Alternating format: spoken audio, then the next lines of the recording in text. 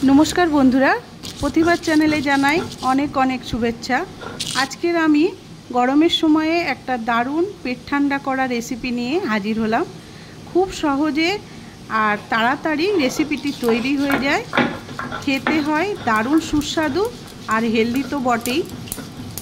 रुई माछेर भिन्न रेसिपि आमरा तैरी करे थाकी, तबे एई विभिन्न रकम रेसिपिर मध्य आमी आज बानाबो राधुनी रुई बा राधुनी बाटा दिए रुई माछेर दारुण टेस्टी एक रेसिपि। रुई माछटा परिष्कार करे धुए जल झरिए निয়েছি। मैरिनेट करार जन्य परिमाण मतो लवण दिए दिलाम, अल्प लंकार गुঁড়ো दिচ্ছি আর দেব হলুদ গুঁড়ো। ভালো করে মাখিয়ে নিচ্ছি। आगे থেকে আমি কড়াই বসিয়ে তেল গরম হতে দিয়েছি। তেলটা গরমও হয়ে গেছে। সামান্য লবণ ছিটিয়ে দেব, মাছ দিলে যাতে না ছিটকায়। তেল ভালোভাবে গরম হয়ে গেছে, এখন আমি মাছগুলো দিয়ে দিচ্ছি। আর মাছগুলো খুব কড়া করে ভাজবো না, মোটামুটি ভেজে তুলে নেব।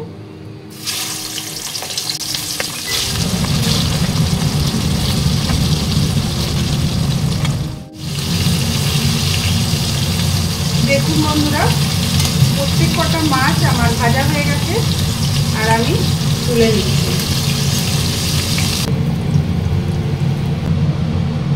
तो এই মাছ ভাজা তেলের মধ্যে আমি এই আলুগুলো ভেজে নেব। এখানে তিনটে বড় বড় সাইজের আলু আছে, এই আলুগুলো লালচে করে ভেজে নেব। লবণ দিয়ে দিলাম।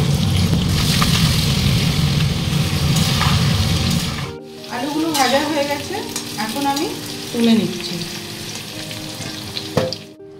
আলু ভাজা তেলের মধ্যেই বেগুনগুলো ভেজে নেব। অল্প লবণ দিয়ে দিলাম। বেগুনগুলো ভাজা হয়ে গেছে, এখন তুলে নিচ্ছি। বন্ধুরা আমি এখানে ওই মাছ আলু ভাজা তেলটাই দিয়ে দিলাম। এখানে আমি একটা পেঁয়াজ কুচি করে নিয়েছি আর একটা টমেটো দিয়ে দিলাম, দিয়ে একটু ভাজা ভাজা করে নেব। সামান্য একটু লবণ দিয়ে দিলাম যাতে একটু নরম হয়ে আসে।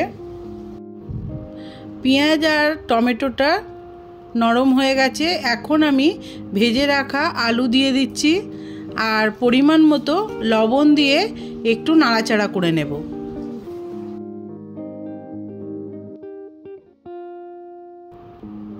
যে বাটা মশলাটা নিয়েছি সেখানে রাঁধুনি জিরে আর কাঁচা লঙ্কা আদা বাটা একসঙ্গে বেটে নিয়েছি। এখানে আমি হলুদ গুঁড়ো পরিমাণ মতো আর লঙ্কার গুঁড়ো পরিমাণ মতো দিয়ে সামান্য জল দিয়ে একটু মিশিয়ে নেব। মিশিয়ে আমি আলুর মধ্যে দিয়ে দেব। এতে করে হলুদ গুঁড়ো আর লঙ্কার গুঁড়ো বাটা মশলার যে স্বাদটা পাওয়া যাবে তাতে খুবই ভালো লাগবে। তো আমি এখন দিয়ে দিচ্ছি আলুর মধ্যে, দিয়ে মশলাটা খুব ভালোভাবে আমি আলুর সঙ্গে কষিয়ে নেব। মশলাটার সঙ্গে খুব ভালোভাবে কষিয়ে নেওয়ার পর 1 মিনিট আমি ঢাকা দিয়ে রেখে দেব, তারপর ফিরে আসছি। 1 মিনিট পর ফিরে আসলাম। তারপর আমি আবারও কষিয়ে নেব। যে কোনো রান্না কষিয়ে নিলে খুব সুন্দর টেস্ট হয়, তো আমি সেইভাবেই কষিয়ে নিচ্ছি। এই গরমের সময় পারফেক্ট একটা রেসিপি। তো বন্ধুরা এখন আমি ভেজে রাখা বেগুনটা অ্যাড করছি। বেগুনটা দিয়ে আবারও মিশিয়ে নিলাম। পাশে আমি গরম জল তৈরি করেছি, এখানে আমি গরম জল দেব। তো এখানে আমি 4 বাটি পরিমাণ জল দিয়েছি। ঝোলটা ফুটে গেছে, এখন আমি 10 মিনিটের জন্য ঢাকা দিয়ে দেব। তো বন্ধুরা আমার চ্যানেলে আজকে যদি প্রথম হয়ে থাকেন প্লিজ চ্যানেলটি সাবস্ক্রাইব করে নিন, পাশে থাকা বেল বাটনটা প্রেস করে দেবেন, তাহলে আমি যখনই রান্নার কোনো ভিডিও দেব সবার আগে তার নোটিফিকেশান আপনারা পেয়ে যাবেন। 10 মিনিট পর আমি ঢাকাটা খুলে দেখে নিচ্ছি আলুটা খুব ভালোভাবে সিদ্ধ হয়ে গেছে। এই সময় আমি ভেজে রাখা মাছটা দিয়ে দেব। মাছ দিয়ে 1 মিনিট ভালোভাবে ফুটতে দেব, তাহলে গ্রেভির যে মশলাটা সেটাও মাছের সঙ্গে খুব ভালোভাবে মিশে যাবে আর তাতে খেতেও দারুণ লাগবে। তো বন্ধুরা, এখন মাছগুলো দিয়ে দিলাম। ঝোলটা কিছুক্ষণ ফুটুক, তারপর আমি ফিরে আসছি। তো এখন আমি ফোড়ন দেব, তার জন্য একটা প্যান বসিয়ে দিয়েছি। এদিকে সরিষার তেল দিয়ে দিলাম 1 চামচ পরিমাণ, আর একটা তেজপাতা দিয়ে দিয়েছি, আর রাঁধুনি দিয়েছি 1 চামচ। খুব সুন্দর একটা ফ্লেভার বার হয়েছে। এই সময় আমি ঝোলের মধ্যে এই ফোড়নটা দিয়ে দিচ্ছি। ফোড়নটা দিয়ে একটু মিশিয়ে নিচ্ছি, নিয়ে সামান্য একটু চিনি দিয়ে দেব,